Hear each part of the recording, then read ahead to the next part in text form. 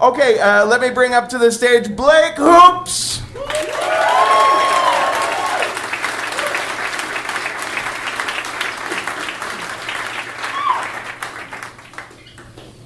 When I was a teenager, I lived a double life. On the outside, I was funny and outgoing and intelligent, and I was a devout member of the LDS Church, and I lived my life in a very stereotypically Mormon way. I attended church every Sunday. I was called to be president of the priesthood quorum for the young men. I was enrolled in seminary, and I never missed a class if I could avoid it. I had a good group of Mormon friends and a beautiful girlfriend whose friends were jealous of our relationship because I was respectful and I never pressured her into to be immodest with me. And that leads to the other side of my life. Inside, I was surrounded by a dark fog of depression because I was attracted to guys. The only way I knew how to give an outlet to that was consuming as much internet porn as I could get my hands on. My mom checked the internet history, and she got on the phone to her sister immediately. Robin, Blake's been looking at porn online. Well, he's a teenage boy, Lisa. That's pretty normal. But some of it was with men. Well, he might have just been curious. Was it just one or two sites? Almost all of it was with men. Lisa, your son's gay. So I got home from school that afternoon, and she said, Blake, I need to talk with you in the bedroom. And I was following her, and my brain was just going crazy. What have I done? What could I be getting in trouble for? This is serious. And she sat me down, and she said, you know, everything that you look at on the internet is recorded on the computer, and I can see, and I know about the pornography. And I noticed that some of it included men. Were you just curious? Time stopped. My brain was just frozen, and I didn't know how to react. The silence stretched out for what felt like eternity. I just stumbled. I must have just come across it by accident. I was just curious. It was really weird, though, and I didn't like it. And, oh, good. Well, you know that makes your Heavenly Father really sad. And I'm going to have to talk with your dad, and we're going to cancel the internet because I don't want that temptation in my house anymore. And I've made an appointment for you to speak with the bishop because you need to repent for this. So I started meeting with the bishop regularly, and the depression started getting worse, and I had cut on myself before that, but it became a nightly ritual. It's weird for me to think back to that time in my life because I don't even really understand cutting, but at the time it was the only way I could release that emotional pain. I had it just trapped inside of me, and I didn't know how to let it out. And I would just feel the blade pressing into my skin and watch the blood start to fill and think to myself, how deep can I go and how much will this let out? And it was the only way that I knew how to be in control of anything. And eventually the cutting wasn't enough, and it led to a failed suicide attempt. And I started meeting weekly with LDS Family Services in Salt Lake City. It was quite a drive, 7 hours round trip from my hometown in Wyoming to come and meet with a therapist. And it was soon evident to everyone that that wasn't enough and I needed something more. So my parents always towed the line of poverty and couldn't afford the treatment that was being recommended. So the therapist and my bishop contacted the LDS Church and told them that if they wouldn't help pay for this treatment, they were going to help pay for a funeral. So in July of 2002, I entered a treatment center for troubled youth in North Salt Lake City. It was intensive outpatient, so we spent all day in group therapy, and at night we would go home with teenagers who had been in the program long enough to progress to the old comer phase.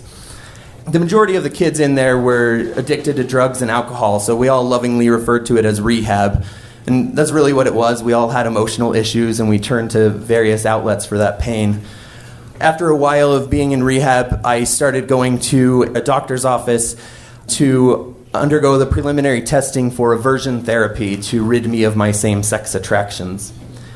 And what that involved was they hooked me up to a breathing monitor and a heart rate monitor, and a penile plethysmograph, which is a copper coil placed around the base of my penis, and it would determine what made me aroused. And they showed me images and played erotic audio, and in the end, they determined that I had a deviant attraction to males my age. And the course of treatment for this shame was I had to write down a story of myself engaged in a sexual activity with a male, and then a different story of a future activity with my wife, my future wife. And I would read these stories, and if the machines determined that I was aroused by the male story, a lab tech would come in with a Tupperware and open it up under my nose, and it had a rotting moose liver inside. Rotten meat is enough to make anyone retch, but there's something about it being right in front of you and not being able to remove yourself from that moment. The odor was thick, and you could cut through it. At the end of reading the story of the future wife, I would be rewarded with candy. And the idea was that my brain would negatively associate sex with guys with rotting moose liver, and I could eventually lead a healthy heterosexual lifestyle. So I have to be honest, I desperately wanted the aversion therapy to work. I didn't feel duped into it, but that being said, I was a naive 17-year-old with the life experience of Mormonism from Wyoming. The treatment center was really intense. All-day group therapy, it was emotionally raw and distressing. And the man who ran the clinic had called me out in group a few times, asking me if I had ever touched the children in my mom's daycare. Apparently, in 2002, it was still acceptable for a clinician to be under the persuasion that all gay people are pedophiles, and there was nothing I could do to convince him that I was not a child molester. And eventually I reached the decision that I had to bust out of rehab. I couldn't stay there any longer. So one day I was helping out after lunch, and when nobody else was looking, I pocketed a paring knife. And that night I had hosted out with an old comer. Normally it was more than one person, but that night it was just me and him. And after dinner, we went to get my things for a shower, and his parents were going about their day. And when I grabbed my pillowcase, and it had just my socks and a change of underwear for the shower, and it also had that knife in it, and I turned towards the front door, and he looked at me and he's like, what are you doing? I was like, I'm leaving. And he laughed, and that's a half-assed attempt at a runaway. Come on, let's go. And I just kept walking for the door, and I could see in his eyes that when I didn't go with him, he believed me. And he chased me towards the door, and he held it closed, and he called for his parents. And they came in, and they called the staff at the center, and then they told them that if I wasn't cooperating, to call the police. And I knew I had to get out of there, and I was racking my brain for how I could get them out of my way. And I know that Mormon people they hate curse words, so I just said, "Get the fuck out of my way! I need to get the fuck out of here!" And it wasn't the kryptonite I wanted it to be. They were shocked, yes, but they stood firm. And that's when I realized that I had a knife. And I never had intention of using it on anyone but myself, but I knew the power it wielded in revealing that in that moment. And I was right. I pulled it out, and his parents pulled him back and got the fuck out of my way. And I broke for the door, and he reached out and grabbed a hold of my sleeve of my hoodie, and I ripped my arm around, and he let go, and I ran. And I found out later that he only let go because the knife had cut him. It was a minor cut, but I feel guilty about it still to this day. And as soon as I was out of the house, I ran up the street around the corner, and then I could hear the police cars approaching. So I jumped over a fence, and then jumped over a taller fence into a different person's yard, and I crawled underneath their back deck. And I just lay there cold and shivering. It was actually 13 years ago tonight, so you know how the temperatures are out there. And after a while, I could hear people calling my name, and I realized that it wouldn't be too long before they searched and found me where I was hiding. So I crept to the gate, and I looked through a hole in the fence, and I saw a man with a flashlight come out from behind the house across the street and go into the next yard. And so I opened the gate really quietly and ran as quickly and quietly as I could across the street. And as soon as I was in that person's yard, I knew I was safe, and it was time. So I pulled the knife out and I pressed it to my wrist. And it was like the warm embrace of an old friend. It had been so long since I'd cut, and I was done with living. And as soon as the blood started flowing, everything changed. And I realized that me cutting immediately after getting out was proof that I really did need to be there. But I didn't want that to be the case, and I needed to prove to everyone and myself that I didn't need to be locked up like that, and that I had found ways to cope. And I also knew that going home would mean my parents taking me right back to rehab, and I knew that another minute in that place would end me. So I decided that I should hitchhike back to Wyoming and hide out in my grandparents' basement. They were too old to go down the stairs, and it was only 5 months till I was 18. So I start walking out of the neighborhood, and it started snowing, and I got out of the neighborhood in Alpine and to the long stretch of road leading to the freeway, and my socks were getting wet. I knew I had to get out of the cold and at least change my socks. And I saw an LDS church up ahead, and I knew that they would have covered entryways that I could sit down and change my socks and at least get out of the snow for a minute. And when I got to the entryway, the thought occurred to me, I could just try the door. It might be open.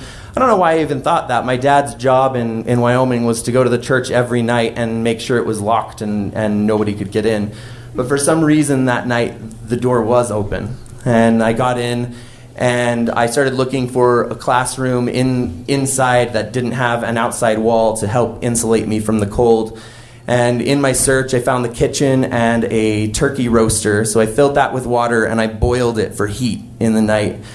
And it did the trick. It wasn't the warmest I've ever slept, but after being in treatment where I never got more than 5 hours of sleep a night and just being exhausted emotionally, I slept the rest of the night and almost the whole next day.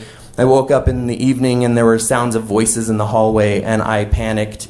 I knew that I had to get out of there, and I looked at the chalkboard, which was a drippy ruin from the condensation, and I didn't have time to clean it up, and I didn't have time to put the turkey roaster back, so I unplugged it and I just left it for them. And I made my way down to the freeway and started walking along it. I was planning to go to Draper, where my parents had moved, and break into their house in the night and get supplies for the 200-mile journey back to Wyoming. After walking for what turned out to be 12 miles, I got picked up, and somebody drove me the last 3 miles to the corner near my parents' neighborhood. I walked to their house, and I crept into the backyard, and I could see the lights were still on, and I was just going to wait for them to turn off the lights and go to bed. And I peeked through the window a little bit, through the crack in the blinds, and I saw my grandma. She had made the drive from Wyoming, and her face was worn and tear-streaked, and I knew what pain felt like, and I knew that I was causing hers, and I couldn't live with myself for that, and I didn't care if going back in meant going back to rehab. I had to at least give them some solace in the night. So I went around to the front and I rang the bell. My sister screamed when she opened the door, and it was a tearful, hugging reunion, and everybody was just crying and not really saying anything. The next morning, my parents told me the bad news that I was going back. I begged and pleaded with them, but they weren't having any of it. When we went back to the center, the director said that Blake's caused a lot of problems around here, and everybody is really scared because he pulled a knife, and the only way that I'm ever going to let him back is if he goes before group and apologizes and asks them if they'll allow him back. I wasn't going to accept those terms. I was done. So we reached an impasse, and it was the end of that. So I enrolled back in traditional high school and started picking up the shattered pieces of my life. The one good thing about being in such intensive treatment was that I did learn the coping skills to deal with emotional stress, and I was able to learn to accept and love myself, including the gay part of me. And I decided in the summer of 2003 that it was time to come out. You would think that everybody would be expecting it with the gay porn and the aversion therapy, but it came as quite a shock to my family. Now, I'm a little bit too nervous of a person to just stand up and proudly say the words, "Mom, Dad, I'm gay." So I thought, how's the most passive-aggressive way I can do this? I know. I'll get online, I'll meet a guy, and when I have a date set up, I'll just be like, "Bye, Mom, I'm going on a date with Michael," and run for the door. It didn't work out that way. I had written down the names of a couple of the handles of the guys I was chatting with, as well as the website I had been on, because apparently I couldn't remember gay.com. I had hidden the paper in my room, and of course it was found. And my parents, when I got home from work that night, they pulled me into the bedroom, and my mom unfolded the paper and handed it to me and just said, "What is this?" Shit, they know. Fuck, what am I gonna do? And then it was just my initial reaction was to lie and cover it up like I'd been doing for 18 years. But then I got a grip, and no, I'm ready for this, and I'm not ashamed anymore, and I want the truth to be out. So I just looked at her and I said, "That is exactly what it looks like." "So you're gay?" "Yeah, Mom, I'm gay." "But doesn't that gross you out? A penis in your butt?" Whoa, Mom. There is so much more to being gay than just the sex, but no, that doesn't gross me out. My family was sad. It took them a while to come around, but ultimately when they saw how immediately my demeanor changed, I was happy and smiling again, and it was genuine, and the light was back behind my eyes. And they didn't care that I didn't fit into the perfect Mormon mold that they had planned for me. All that mattered was that I had a will to live again. Thank you.